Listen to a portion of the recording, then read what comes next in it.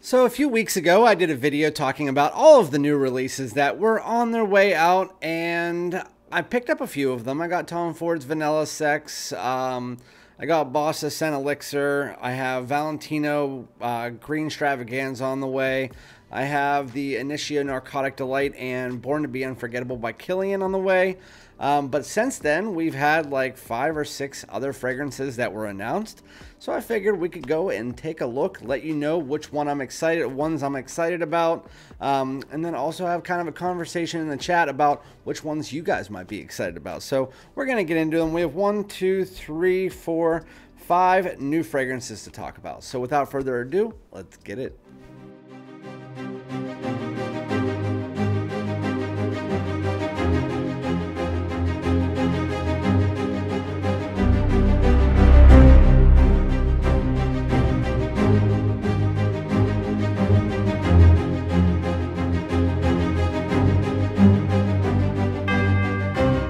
What's good, my great smelling dudes? Welcome back to my channel. My name is Randy, aka FragranceDoud. Thank you guys so much for joining me for yet another video where we're talking about some new releases here in 2024. This is more new release announcements in the first like 20 days of the year that I've seen in the 5 years that I've been like really into the fragrance community. Since I've been a channel, last year we had like 6 announced in all of January, and then February, it was like end of January, we got a bunch announced for February, but we've already had probably like 15 to 20 releases that were announced at this point in time. I mean, just the ones that I've picked up as far as what I've told you about, there's probably at least 6 or 7 that I've picked up myself, not including like the Le Beau and all of that stuff.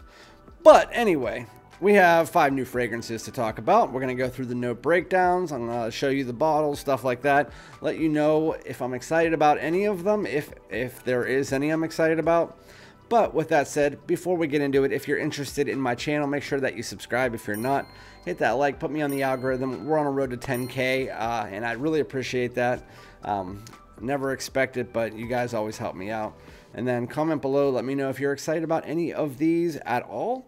I know the first round of them were a little bit more appealing than these ones, but yeah, let's get into them. So the first one here, I'll put the bottle up on the screen. I was about to show you my iPad, but it's kind of pointless.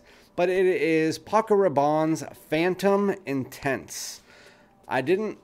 So I know a lot of people out there like the Phantoms. Like, I know a lot of people out there hate the Phantoms.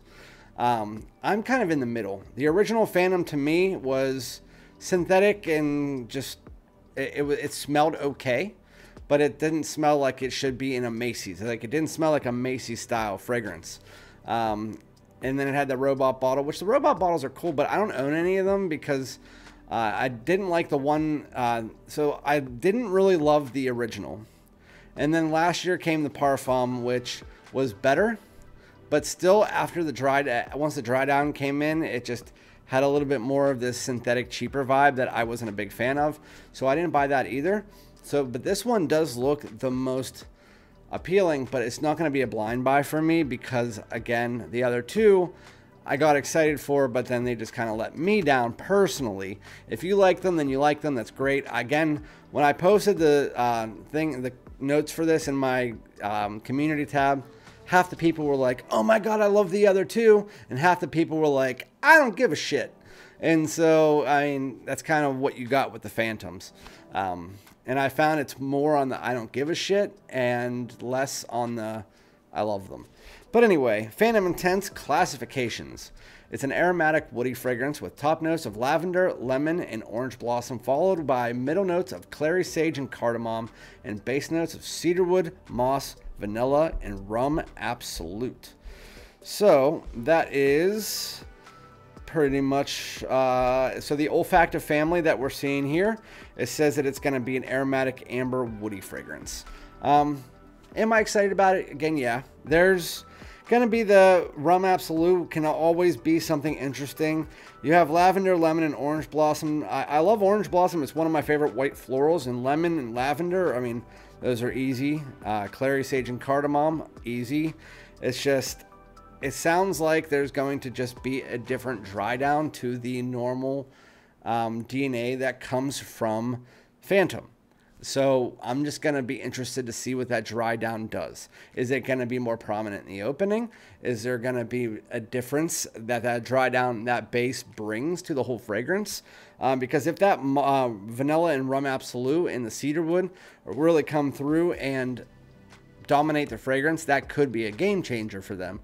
But I'm leaning towards it's probably going to be the same as the other three. But we'll see. I hope so. I hope it is. I hope it's good. But we'll see how that goes. Going into the next one. This one was not really talked about. I didn't post it on my channel. I didn't know about it until right before this video. But it is by Zadig and Voltaire, and it is called This Is Really Him. There's also This Is Really Her, but if you've ever seen the original Zadig and Voltaire, it's called Zadig and Voltaire, This Is Him. So now they're kind of like, if you didn't believe me, but this is really him. Or are they asking a question? Is this really him? I don't know. I don't really know why I was just going through that. But Zadig and Voltaire, This Is Really Him, classifications. It's an amber aromatic fragrance with top notes of bright grapefruit and sparkling lemon, followed by mid notes of metallic orange blossom accord and base notes of vibrant notes of Palo Santo and amberwood. I don't know why they have that in the note breakdown, like vibrant notes of Palo Santo. It just, are they just pulling certain pieces out of the Palo Santo? It doesn't make any sense. And metallic orange blossom accord. It sounds like it's a lot of accords, which means it could be super synthetic. I don't know though. Am I excited about that? No, not really. Doesn't sound anything interesting. Doesn't sound like anything that I'd be willing to try it. But honestly, the notes kind of just throw me off. I don't know.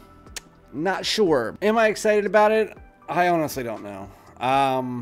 It has that like bright grapefruit and sparkling lemon. I think they're just trying to make it sound good. And a lot of them are chords, like amber wood is an accord, metallic orange blossom accord, vibrant notes of Palo Santo is going to be an accord. So I don't know. It could be really synthetic. I honestly don't know. I would take a decan of it. I won't buy a bottle of it, and you can't find them in stores. So at least in my area. So that one would be interesting. I know that there's probably one of my moderators that's very interested in that, but I don't really. I've tried 3 Zadig and Voltaire fragrances, and none of them really did anything for me. So it would be, I'd be hard pressed to want to blind buy that one. But anyway, we're just gonna move on to the next one. The next one is by Ralph Lauren, and this one, it looks like it's like almost imagine in a sporty way, because it's the same Polo blue looking bottle, but this one has like a sporty Polo written on it, which you can find shirts like that, and it's Polo 67. And Ralph Lauren Polo 67 Eau de Toilette classifications. It's an aromatic fougere and woody fragrance with top notes of bergamot and pineapple, followed by mid notes of geranium and clary sage, and base notes of vetiver and patchouli. Whoever wrote these does not know how to write. They put too many commas in them. I'm putting them up on the screen whenever I read them, so you'll know what I'm talking about. And these all come from iFragrance. If you're watching iFragrance, please remove some of your comments. Doesn't make any, not comments, commas. Remove some of the commas. It doesn't make any sense. But anyway, so aromatic woody fougere, but it doesn't really look like it's going to be a woody fougere because there's no woods in the actual note breakdown, and the only aromatic tone that you can really say is in there is the heart notes of geranium and clary sage. So I don't know, maybe they're just missing some of the woods. That would be interesting what the woods are from it. Vetiver can sometimes come off a bit woody, as is like a woody patchouli. So I honestly don't know. The note breakdown is very vague. So this could be one of those like killer gym scents, but I don't see it being something that's like everybody's amazed, wow, this is super unique. But I mean, it's Ralph Lauren. They usually don't miss on fragrances that are like this type, like the blue, the fresh. They usually don't miss. They're usually either good or like above average. So that I'm guessing that's where it's going to be. Am I excited to try it? Yeah. Am I going to blind buy it? Depends on the price, but probably not, because Ralph Lauren fragrances you can find half off usually like 20 days after the release. So probably wait for that one. So yeah, that's all for that one. And then we have two more.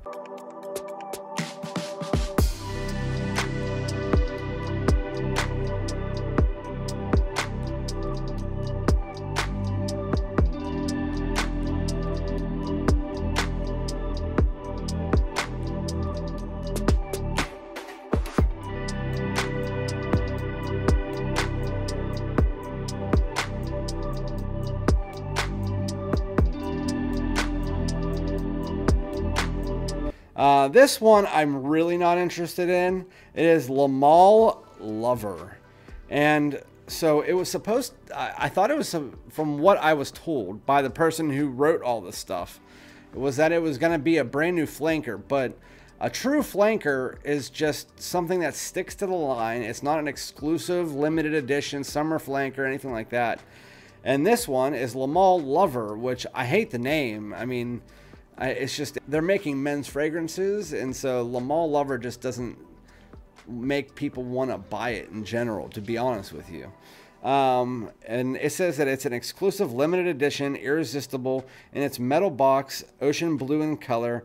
A cult flask has ditched her sailor suit to show off her tattoos to the ocean sea. Why is he saying her? This is for men.